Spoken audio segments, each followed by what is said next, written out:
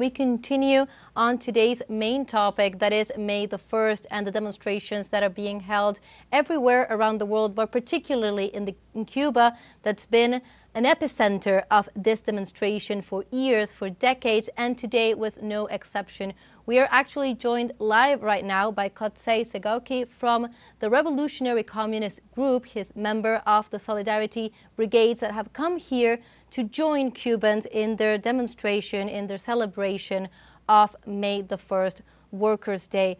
Hello, Kotsai. Thank you for joining us here From the South. It's a pleasure to have you. Thank you for having me on. It's a pleasure to be here. So, Kotsai, can you please tell us, first of all, your impressions? How was the demonstration today? We've seen a massive march walk through the Revolution Square in Havana.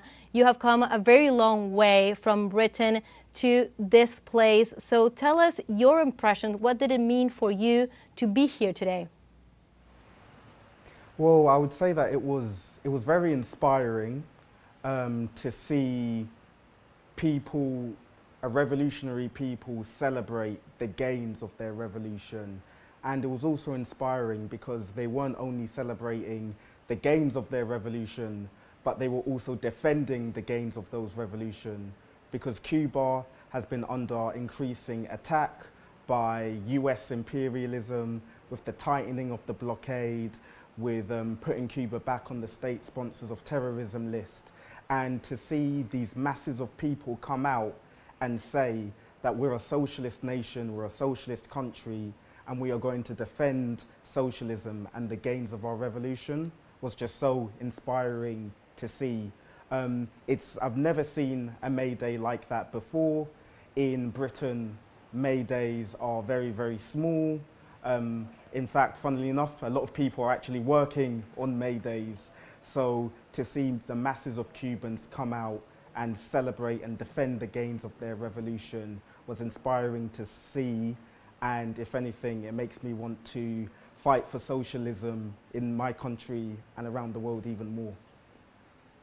Of course, what you're speaking to, right, this idea that Cuba has been and continues to be a beacon of hope in terms of the possibility of building a socialist state continues across the world, and specifically this day is particularly a day in which this happens, and it's shown in the street.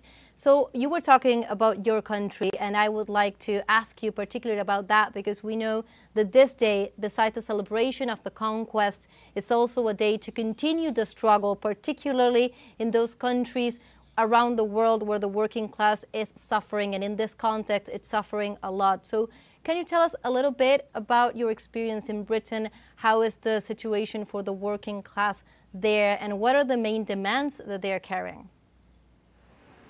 Well, the situation for the working class in Britain, especially for the most oppressed sections of the working class, think migrant workers, black and Asian youths, transgender people, the situation has been very bleak.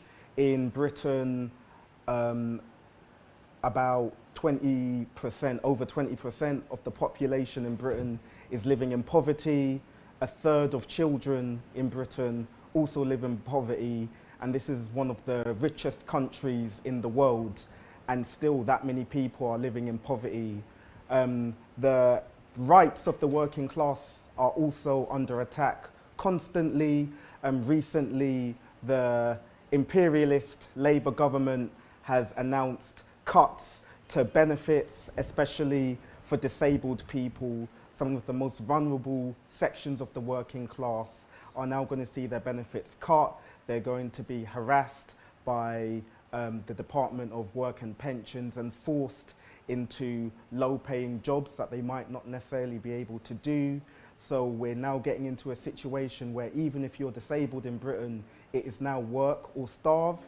We're also seeing the political rights of the working class come under attack, because capitalism is under crisis, and now with this government trying to manage the economic and political crisis of British capitalism, it is attacking our right to protest. It is putting more racist police on the streets. It is also attacking the rights of transgender people. with this Supreme Court ruling that came out recently.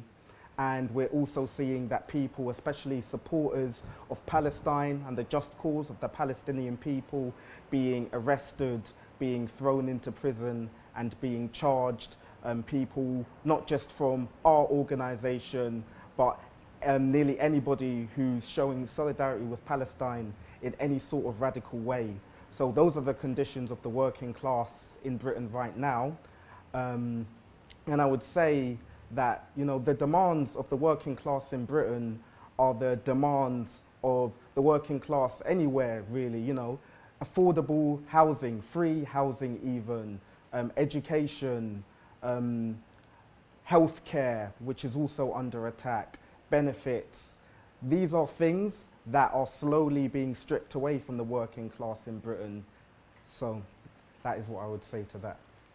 And if anything, today is the day in which workers around the world come together to really say that these struggles that you were mentioning in Britain, for example, and of course around the world, and particularly in the Global South, even though we see it not only in the Global South, they are really overcome with the international struggle by workers coming together across nations. And internationalism is very important for Cuba's celebration. You are a member of the brigades that have come here to join the demonstrations of May 1st. So I would like to end our interview by asking you, what role do you think that internationalism plays in this struggle? Why come so far away here to Havana to take part in this demonstration?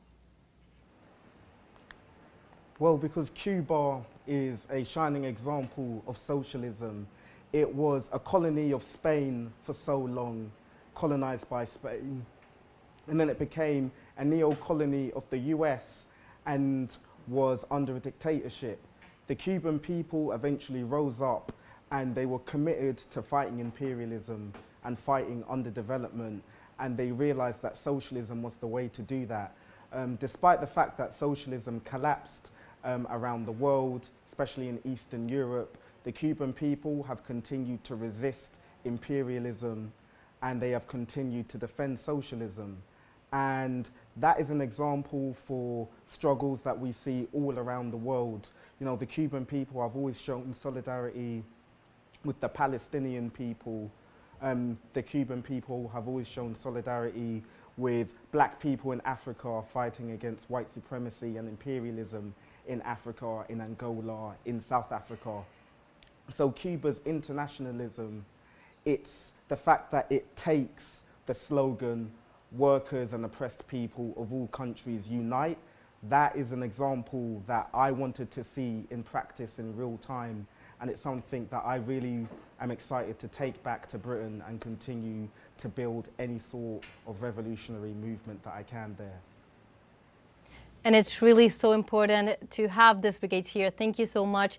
That was Kotsai Sigauke, member of the Revolutionary Communist Group from Britain. Thank you for being here.